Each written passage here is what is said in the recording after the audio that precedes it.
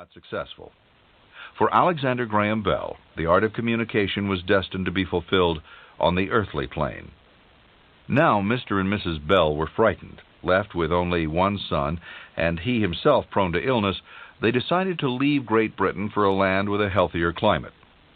During his travels, Melville Bell had become convinced that Ontario, Canada was their best choice, and so in 1870 he gave up his successful career in London and made plans to relocate to Brantford, Ontario.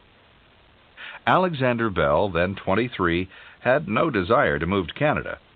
He'd been struggling for many months to attain some sort of independence from his family and especially from his father. Melville Bell was a brilliant man, but he could be domineering and often critical of his son.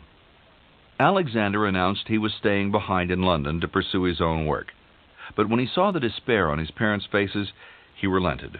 After all, they'd already lost 2 sons. He simply couldn't find it within his heart to deprive them of another. Alexander Bell was a stubborn and determined man, just like his father, but he was also a man of deep compassion. After they were settled in Canada, Melville Bell was offered a post teaching visible speech to the instructors at a school for the deaf in Boston. He was already committed, so he recommended Alexander instead. Alexander packed his bags and headed for Boston, where he would remain for 9 years. In Boston, Bell opened a school for teachers of the deaf and became a professor at Boston University. He wrote at that time, "My feelings and sympathies are every day more and more aroused. It makes my heart ache to see the difficulties the little deaf children have to contend with." Bell set out to prove to the world that the deaf could be taught to speak. He did. His results were so astounding that he was soon deluged with invitations to lecture and demonstrate his methods. He made many friends in Boston, and he also made contacts, important contacts. One of them was a man named Gardner Hubbard. Bell met Hubbard through his work with Hubbard's daughter, Mabel, a young woman who became deaf at age 5 from scarlet fever. Hubbard was a critic of the Western Union Telegraph Company, and he became intrigued by Bell's work on improving the telegraph. He offered Bell financial backing in hopes his experiments would lead to a system that could compete with Western Union. It was exactly what Bell needed, a patron. Bell's experiments in these days had little to do with trying to transmit speech electrically. Instead, he was trying to find a way to send several telegraph messages over one wire at the same time, a device he called a harmonic telegraph. But a few years into his experiments, he became more and more enthralled by the possibility of an entirely new instrument, one that could carry messages back and forth by voice. He had no idea how to make such an instrument, but in his heart he felt sure it was possible. He continued his telegraph experiments as promised to Hubbard, but always in the back of his mind was this vision of an instrument that talked. As the experiments progressed, Bell found he was short on 2 important resources. One was time, and the other was skill. He was good at concept, but when it came to the details of actually making the parts, he was the first to admit that he was almost completely inept. Hubbard, impatient to see results, insisted that Bell find help. He sent him to a shop that made electrical instruments, sure that he could find some sort of expert who could advise him. Bell found more than an expert. He found a man that would help him form one of the most famous partnerships in the history of science and invention, Thomas Watson. Later, the name Watson would always evoke the very moment the telephone was born, when Bell's first words over the new invention were to call to him for help. Watson and Bell hit it off immediately and became fast friends. Watson rather liked the eccentric figure of Bell, whom he described as tall, slender, quick-motioned, with a pale face, black side whiskers and drooping mustache, big nose and high, sloping forehead, crowned with bushy black hair. To compensate for these early days of work, when the hours were long and grueling and the rewards were minimal, Bell later gave Watson shares in his patent. But Watson's gratitude to Bell extended way beyond material reward. He commented later, "The best thing Bell did for me, spiritually, was to emphasize my love for the music of the speaking voice." Over the next years, Bell continued to teach the deaf and lecture about visible speech. He worked on his improvements to the telegraph system, and he struggled to find the means to create the telephone. He even borrowed a human ear from the Harvard Medical School so he could observe how sound waves affect its membranes. They were exhausting years, described in more detail a little later in this session. With all these pressures and responsibilities, Bell also found time to fall in love, head over heels in love. The object of his affections was Mabel Hubbard, the deaf girl who was the daughter of his financial backer. Mabel hadn't exactly been swept off her feet when she met Bell. She said later, "He was tall and dark, with jet-black hair and eyes, but dressed badly and carelessly in an old-fashioned suit of black broadcloth, making his hair look shiny, and altogether, to one accustomed to the dainty neatness of Harvard students, he seemed hardly a gentleman." But Mabel had remained Alexander's student, and over the months they had developed a deep affection for each other. She began to admire his gentle and encouraging manner, and he, ever the connoisseur of sound, was especially partial to the sweet, melodious tones of her voice. They began to go on outings together, and Bell began to realize that he had found the woman he wanted to marry. Mabel, however, was only 17, and her parents asked Bell to keep his feelings secret for one more year. He plunged himself into his work in an attempt to take his mind off Mabel, but it was an attempt that failed. Unable to work, unable to sleep, he finally wrote to Mabel in Nantucket, where she was spending the summer, and told her how he felt. When Mabel's mother found out, she began to realize the intensity of Bell's feelings, and finally she relented. She put the decision in the hands of her daughter. The mother was won over, and now Alexander had to convince the father, and the father was already annoyed with him. Hubbard was growing more and more irritated with the time Alexander's teaching took away from his work on the telegraph. He gave Alexander an ultimatum: give up teaching or give up my daughter, and give up my backing on the telegraph. Alexander was enraged. He told Hubbard he was dedicated to the profession of teaching, that the deaf children needed him, and that furthermore it was unjust to go back on an agreement. That's the way matters stood on Thanksgiving Day, 1875, which was also Mabel's 18th birthday. Alexander put his pride aside to call at the Hubbard home and wish her a happy birthday, and it was then that Mabel Hubbard showed her true spirit. Mabel confronted her father. She told him she loved Alexander, and from this moment on she considered herself engaged to him. If Hubbard cut off his support of Alexander, he was cutting off his own daughter. Not long after, Mabel received a letter from Melville Bell, Alexander's father, about her upcoming marriage. It read in part, "Alexander is a good fellow, and I have no doubt will make an excellent husband. He is hot-headed but warm-hearted, sentimental, dreamy, and self-absorbed, but sincere and unselfish.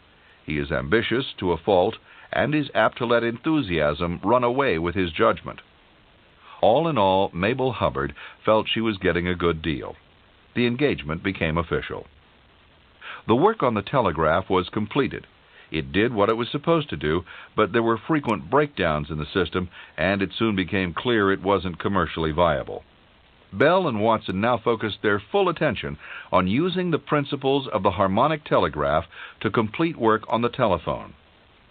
The magnificent instrument was completed in 1876, and Bell decided to demonstrate his masterpiece at the Centennial Exposition in Philadelphia that summer. He sat there an entire day while thousands of people walked by, completely uninterested. Disheartened but not discouraged, he returned the next day.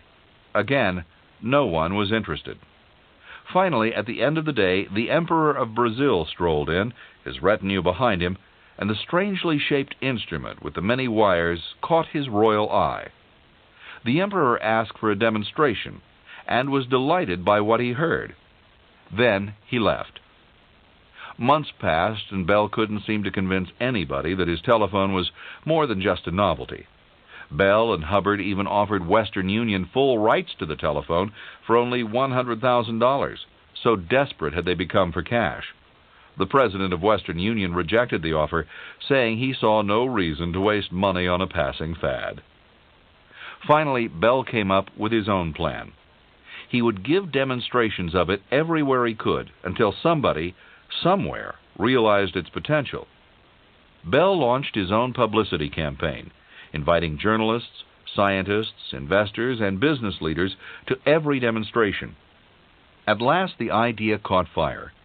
People began to order telephones, and in July of 1877, the Bell Telephone Company was formed to meet the demand. One of the first people to order the new telephone was writer Mark Twain. In characteristic style, he quipped to the installers, "If Bell had invented a muffler or a gag, he would have done a real service." 2 days after the Bell Company was formed, Bell married Mabel Hubbard. The marriage would last a happy 35 years and would produce 2 daughters, Elsie and Daisy. Bell was devoted to his children, but sometimes gave more attention to his work and to others more needy than his family.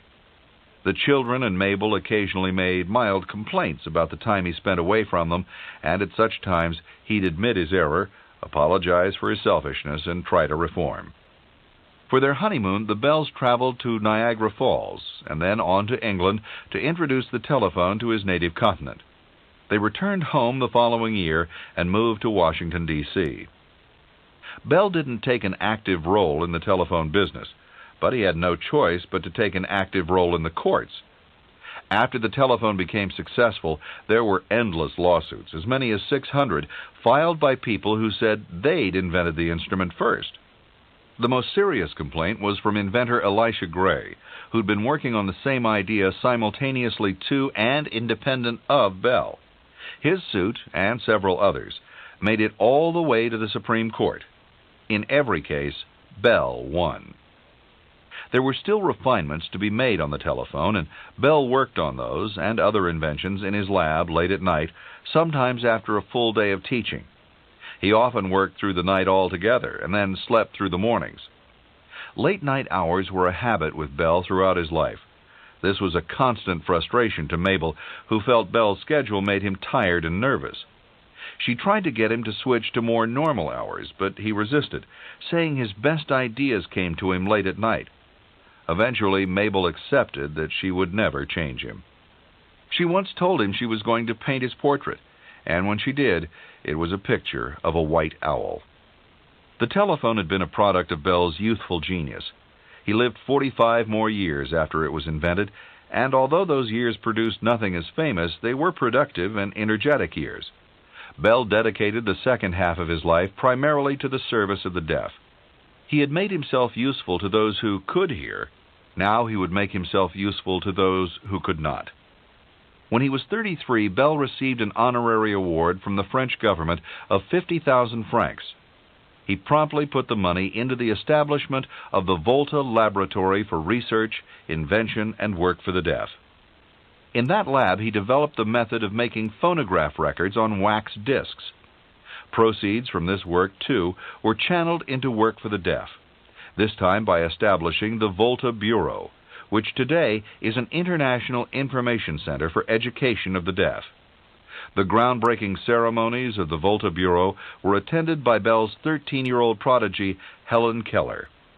Helen Keller was a lifelong friend and deep admirer of Alexander Bell. She was particularly grateful to Bell for introducing her to her teacher, Annie Sullivan, known to movie fans as the Miracle Worker. Keller dedicated her autobiography to Bell and wrote a passage that read, "I at once felt the tenderness and sympathy which endeared Dr. Bell to so many hearts not successful." For Alexander Graham Bell, the art of communication was destined to be fulfilled on the earthly plane. Now Mr. and Mrs. Bell were frightened. Left with only one son, and he himself prone to illness, they decided to leave Great Britain for a land with a healthier climate. During his travels, Melville Bell had become convinced that Ontario, Canada was their best choice, and so in 1870 he gave up his successful career in London and made plans to relocate to Brantford, Ontario. Alexander Bell, then 23, had no desire to move to Canada. He'd been struggling for many months to attain some sort of independence from his family and especially from his father. Melville Bell was a brilliant man, but he could be domineering and often critical of his son. Alexander announced he was staying behind in London to pursue his own work. But when he saw the despair on his parents' faces, he relented. After all,